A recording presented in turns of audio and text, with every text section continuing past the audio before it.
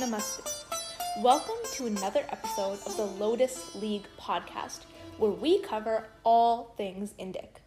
My name is Riddhi Lamba, and I'm thrilled to join you today. Today's topic is all about perspective. I'm sure you've all heard that famous quote, "History is written by the victors." This idea of perspective in history has been a fascinating study for centuries. For too many years, the only version of history told has been the one propagated by the victors.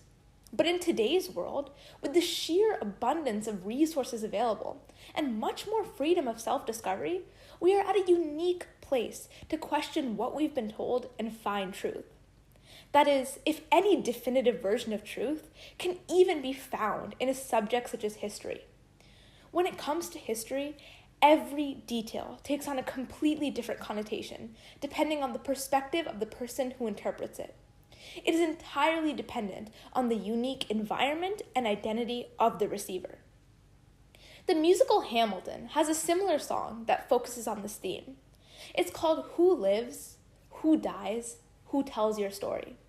And I was reminded of it recently as I read an incredible book called Shitala, How India Enabled Vaccination, by Mitra Desai. Vaccination. I know we're all a little too familiar with that word at this point. We've just come out of a global pandemic, having been cooped up in quarantine in our homes for 2 years, and just beginning a return to normal life. For months on end, we all waited eagerly in anticipation of a miracle, the vaccine that would save us all. And what an incredible feat of science and innovation that vaccine was. It was unprecedented, the speed at which the push for the vaccination was mobilized, and certainly a testament to our modern scientific capabilities and technological advances that we were able to develop such a vaccine and distribute it effectively. Or so I thought. What if I told you that India not only made strides that enabled our modern-day vaccination, but that they had been following vaccination procedures since ancient times? Hard to believe, right? But this is exactly what Shitala claims.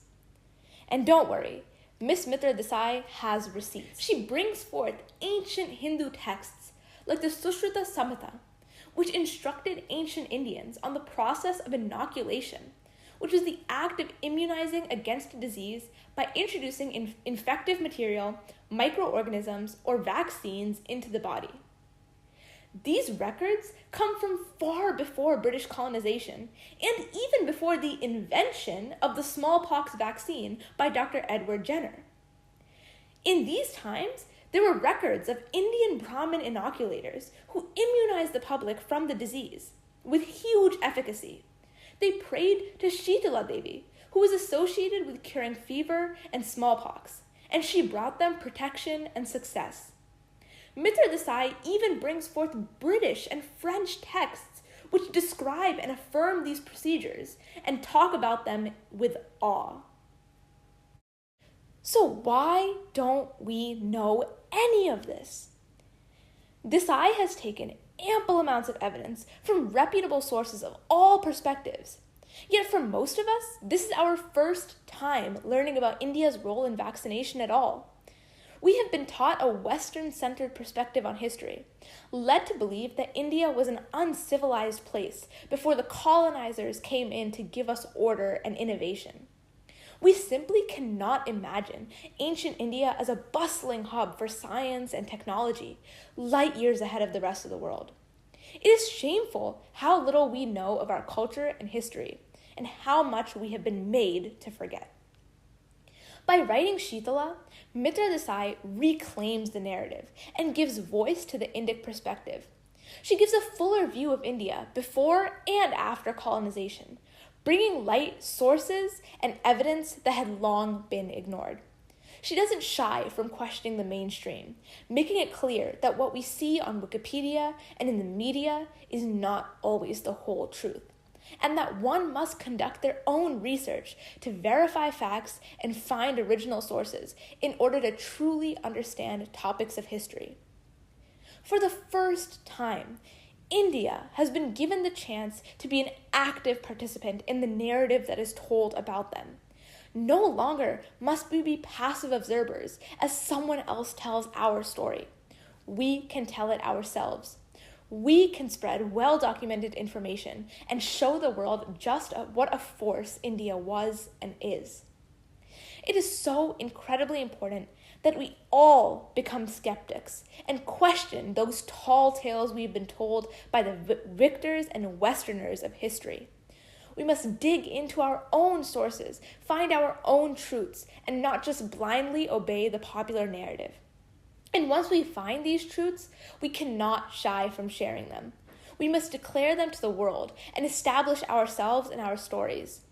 If we do not, we become not just bystanders, but active participants in the effort to erase our culture and history. No longer must we stay ashamed of our origins or live in ignorance. Shitala paves the way to give Indic perspective a voice. It is up to us to take the stage and share it.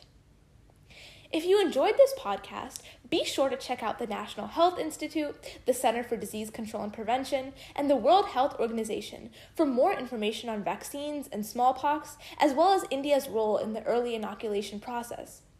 Also check out Mitra Desai's website, tejomayabharat.com, to learn more about reconnecting with our Indic roots, as well as check out the works of Nilesh Oak, who seeks to put out the truth of ancient India and its glory.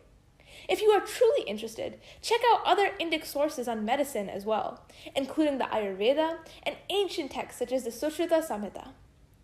And, as always, make sure to tune in for more episodes of the Lotus League podcast. Until next time, namaste.